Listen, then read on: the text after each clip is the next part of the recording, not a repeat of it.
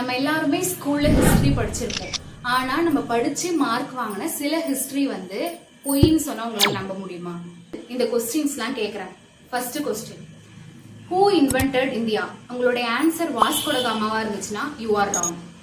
Second question, who invented bulb? உங்களுடைய answer Thomas Alva Edison அப்படி இருந்துச்சுன்னா உங்களுடைய ஆன்சர் ராங்.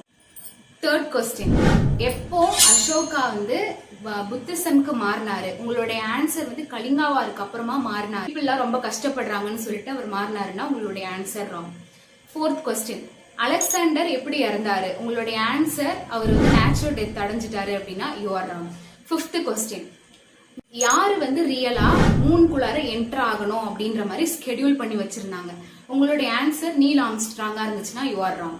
இந்த கொஸ்டின்ஸ்லாம் நம்ம வந்து ஸ்கூல்ல ஹிஸ்டரி இதுதான் அப்படின்னு படிச்சிருப்போம். ஆனா இது எல்லாமே வந்து ஒரு மித். இதோடைய ட்ரூத் என்ன அப்படின்னு சொல்லிட்டு பார்க்கலாம் வாங்க. Hi, this is Arundhati. You are வாட்சிங் Arundhati insights. Let's go. First one வந்து Vasco da Gama discovered India. Actually இது ஒரு மித்.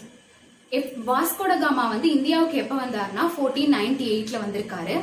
அப்போலாம் வந்து அதுக்கு முன்னாடில இருந்தே இந்தியன்ஸ் எல்லாருமே வந்து வாழ்ந்துட்டு இருக்காங்க. கல்ச்சர் எக்ஸிஸ்ட் ஆகுது, ஹிஸ்டரி இருக்கு, நமக்குன்னு ஒரு ஹிஸ்டரி இருக்கு. அவர் வந்து வந்திருக்காரு ஜஸ்ட் அவ்வளவுதான். ஆனா நம்ம என்ன சொல்றோம்னா அவரு தான் வந்து டிஸ்கவர் பண்ணாரு இந்தியாவை.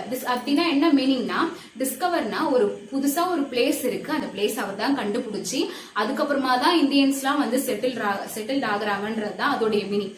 அதனால நீங்க வந்து இனிமேட்டு எப்படி சொல்லணும்னா அவர் வந்து வாஸ்கோ ட காமா டிஸ்கவர் பண்ணல இந்தியாவை. பட் ட்ரூத் என்னன்னா Vasco da Gama discovered the sea route to India. Second one வந்து எல்லாருக்குமே தெரியும், சின்ன பசங்கள்ல இருந்து பெரியவங்க வரைக்கும் இன்னமும் பிலீவ் பண்ணிட்டு இருப்போம். பல்பை யாரு கண்டுபிடிச்சானா தாமஸ் ஆல்வா எடிசன் அப்படின்னு சொல்லிட்டு. ஆனா உங்களுக்கு தெரியுமா, அவரு தான் ஃபர்ஸ்ட் பல்ப் கண்டுபிடிச்சாருன்றது நம்மளால சொல்ல முடியாது. அவர் இன்வென்ட் பண்ணல, அவர் வந்து ரீஇன்வென்ட் தான் பண்ணிருக்காரு. விச் மீன்ஸ் நிறைய பேர் வந்து கண்டுபிடிச்சிருப்பாங்க பல்ப், அவங்களோட டிசைன் எல்லாமே இருக்கும். அந்த டிசைன்ல இருக்குல்ல, அந்த டிசைன் எல்லாம் இவர் ரீஎஸ்டாப்ளிஷ் பண்ணி புதுசா ஒரு இன்னோவேஷன் கொடுக்கவே அந்த இன்னோவேஷன் வந்து மத்தவங்க கம்பேர் பண்ணும்போது பெட்டரா இருக்கு. ஃபார் எக்ஸாம்பிள், கார்பன் பிலமெண்ட் வந்து மத்த பல்ப் எல்லாருமே ஸ்வான் அப்படின்னு சொல்லிட்டு ஒருத்தர் ப்ரிப்பேர் பண்ணாரு. அதுல இன்வென்ட் பண்ணதுல பிலமெண்ட் இல்லன்றதுனால பல்ப் அப்படின்றது வந்து ரொம்ப வந்து ஃபியூஸ் போகிறதுக்கு சான்ஸ் அதிகமா இருக்கு.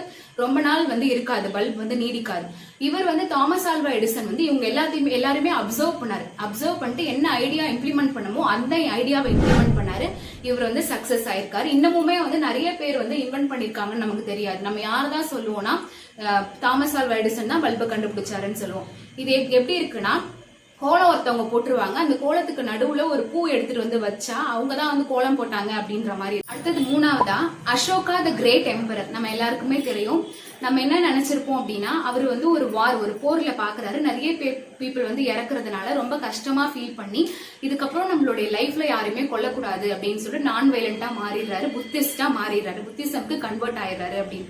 ஆனா ரியல் ஃபேக்ட் என்ன தெரியுமா, ரியல் ட்ரூத் என்ன தெரியுமா, அவரு வந்து ஏற்கனவே புத்திசமா மாறிட்டார், புத்திசம் ரிலீஜனுக்கு மாறிட்டாரு. அதுக்கப்புறம் தான் இவர் வந்து கலிங்கா வார்ல பார்ட்டிசிபேட் பண்ணி மில்லியன்ஸ் ஆஃப் பீப்புளை வந்து கொண்டிருக்காரு. ஸோ அவருடைய லைஃப் அப்படின்றது, அவருடைய டிரான்ஸ்ஃபர்மேஷன் அப்படின்றது ரொம்ப காம்ப்ளெக்ஸான ப்ராசஸ். ஒரு டைம் அவர் என்ன நினைப்பாரு அப்படின்னா நம்ம வந்து நான் வயலன்ஸ்ல ஃபாலோ பண்ணணும்னு நினைப்பாரு. ஆனா அடுத்த செகண்டே கொஞ்ச நாள் கழிச்சு ஒரு வார்ல கலந்துட்டு திருப்பியும் நிறைய பீப்புளை கொள்வாரு. அதுக்கப்புறம் நான் வயலண்ட்க்கு மாறுவார். ஸோ இது மாதிரி அவருடைய டிரான்ஸ்ஃபர்மேஷன் அப்படின்றது ரொம்ப காம்ப்ளிகேட்டடான ப்ராசஸ் சொல்றாங்க. Fourth one, Alexander the Great நிறைய பிளேஸை கேப்சர் பண்ணிருக்காருன்னு நம்ம எல்லாருக்குமே தெரியும். இவர் வந்து அவருடைய 32 ஏஜ்ல என்ன ஆகுது, கரெக்டா 323 BCல அவர் வந்து ரொம்ப சிக் ஆகி பெட்ல இருந்து அவர் வந்து இறந்து போயிடுறாரு. அதுக்கப்புறமா அவரை தூக்கிட்டு போய் பரி பண்ணிடுறாங்க, புதைச்சிடுறாங்க அப்படின்னு சொல்லிட்டு நிறைய பேர் கேள்விப்பட்டிருக்கோம். ஆனா அவங்களை புதைச்சிட்டு வந்தது அந்த மக்கள் என்ன சொல்றாங்க அப்படின்னா அவர் 6 days கழிச்சுமே அவருடைய உடல் வந்து டீகேவே ஆகல அப்படின்னு சொல்றாங்க. விச் மீன்ஸ் இப்போ இருக்கக்கூடிய சயின்டிஸ்ட் என்ன சொல்றாங்கன்னா அவருக்கு வந்து ஒரு நியூராலஜிக்கல் சிண்ட்ரம் இருந்துச்சு. அவருக்கு இருக்கக்கூடிய சிண்ட்ரமுடைய நேம் வந்து கில்லியன் பேர் சிண்ட்ரம். இந்த சிண்ட்ரம்ல இருக்கக்கூடியவங்க அவங்களுடைய உடல் ஃபுல்லா பேரலைஸ்ட் ஆயிடும். அவங்க வந்து லைக் இப்போ இருக்கக்கூடிய கோமா ஸ்டேஜுக்கு போன மாதிரி ஆயிடுவாங்க. அததான் அந்த பீப்புள் என்ன நினைச்சிருக்காங்க, அவர் இறந்துட்டாருன்னு சொல்லிட்டு புதைச்சிடுறாங்க.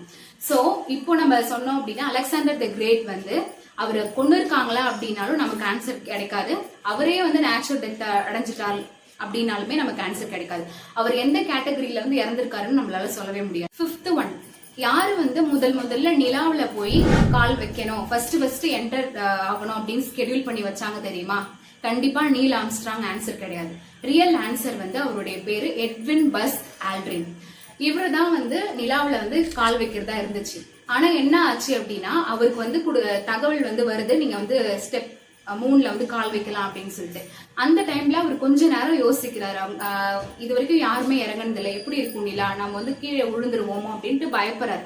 அந்த செகண்ட் நெக்ஸ்ட் வந்து யாருக்கு அந்த சான்ஸ் வந்து போயிடுது அப்படின்னா நீல் ஆம்ஸ்ட்ராங்க்கு போயிடுது. அவர் ஃபிராக்ஷன் ஆஃப் செகண்ட்ல என்ன பண்றாரு, எதுவுமே யோசிக்காம சரின்னு சொல்லிட்டு அவர் ஒரு ஸ்டெப் பண்ணிடுறாரு. இன்னும் வரைக்குமே வந்து நமக்கு வந்து நீல் ஆம்ஸ்ட்ராங் தான் ஃபர்ஸ்ட் நிலாவுல கால் வச்சாரு அப்படின்னு தெரியும். யாருடைய பேர் தெரியாம போயிடுதுன்னா எட்வின் ஆல்ட்ரினுடைய பேரு இன்ன வரைக்குமே நமக்கு யாருக்குமே தெரியாது. அவர் ஹிஸ்டரியில இருந்தே மறைஞ்சிடறாரு. எதனால அவர் மறைஞ்சிடறாருன்னா, பிகாஸ் அவர் வந்து ஒரு ஃபிராக்ஷன் ஆஃப் செகண்ட்ல அவருடைய வாய்ப்பை லாஸ் பண்ணதுனாலதான். இந்த 5 ஹிஸ்டரி நான் சொன்னல, ரியல் ஹிஸ்டரி, இந்த ரியல் ஹிஸ்டரியில எது உங்களுக்கு தெரியும், இது எனக்கு தெரிஞ்சது, இது எனக்கு தெரியல, இப்பதான் கத்துக்கிட்டேன் அப்படின்னா ப்ளீஸ் டூ கமெண்ட்.